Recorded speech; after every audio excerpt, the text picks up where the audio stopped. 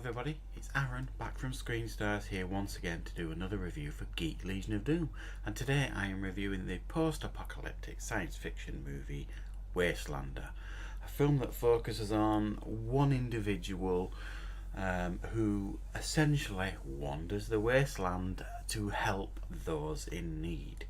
And if that sounds familiar, then clearly you know this film is obviously inspired from movies like Mad Max, and I would really love to give you an idea of the story of this movie, but unfortunately there is very little here to speak of in regards to the story, but I will try.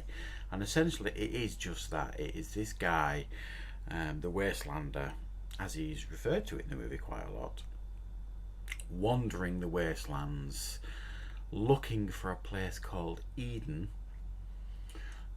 and begrudgingly at times helping those in need from the bandits of the land, who are called the Scourge.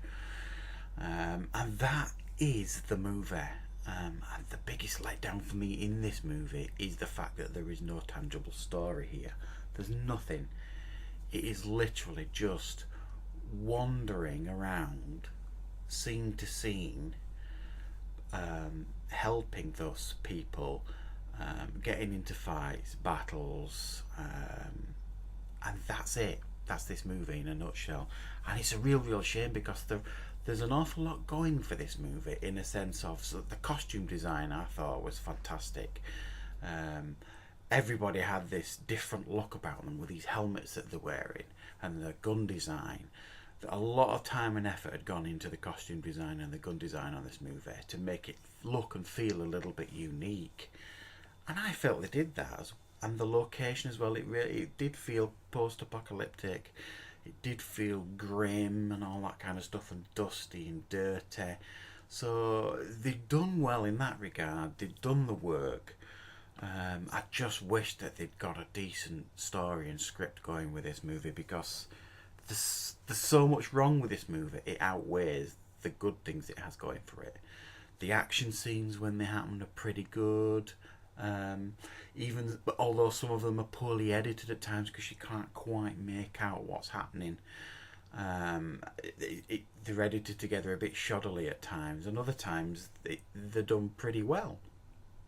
There's little things that just kind of get on your nerves. You know, he's wandering through the wasteland, trying to keep himself to himself, and he's got, early on in the movie, he's got this backpack on with these clanking pots that you can hear as he's walking around. And I'm just thinking, you know, everybody in the wasteland's going to hear you coming, and it gets to the point where you can't not hear these clanking pots on his backpack. And you're just kind of thinking, surely someone would have said, hang on a minute guys, let's get these pots off this backpack, it's ruining the takes here. The acting's a bit questionable at times. I've seen far worse, but I've seen far better too. The acting was pretty poor sometimes. Like I said, the influences here of Mad Max is not subtle at all. There's even a scene where he's eating food out of a kind of dog meat, it looked like to me, which was very Mad Max 2. The guy playing the Wastelander looked very Mel Gibson like, especially from Mad Max 2 with the grey hair and stuff. They were even though the helmets looked cool, they were constantly wearing these helmets for no reason. I mean, it looked warm where they were, so you wouldn't wear it unless there was a reason. Now, I was thinking initially, well, maybe it's because to make the air breathable, but they have them off so often, as well as wearing them. That doesn't seem like a tangible reason to be wearing these helmets all the time, unless it was a status symbol. But again, why would you do it? Because it was clearly so hot. And with this being like a post-apocalyptic movie, you'd expect there to be like vehicle battles and things like that, but you don't really get anything like that until just over an hour into the movie, and you get some vehicles and a little bit of a vehicle combat situation going on, but nothing to speak of really that's particularly good. And there's a really bizarre, laughable scene where this woman, one of the Scourges, blocks these guys' bullets who's shooting at her with a sword. It was just, I mean, it made me laugh out loud. It was that bizarre and ridiculous. So there's a lot here to critique about this movie, but I can't help but say that I did have quite a bit of fun watching this movie.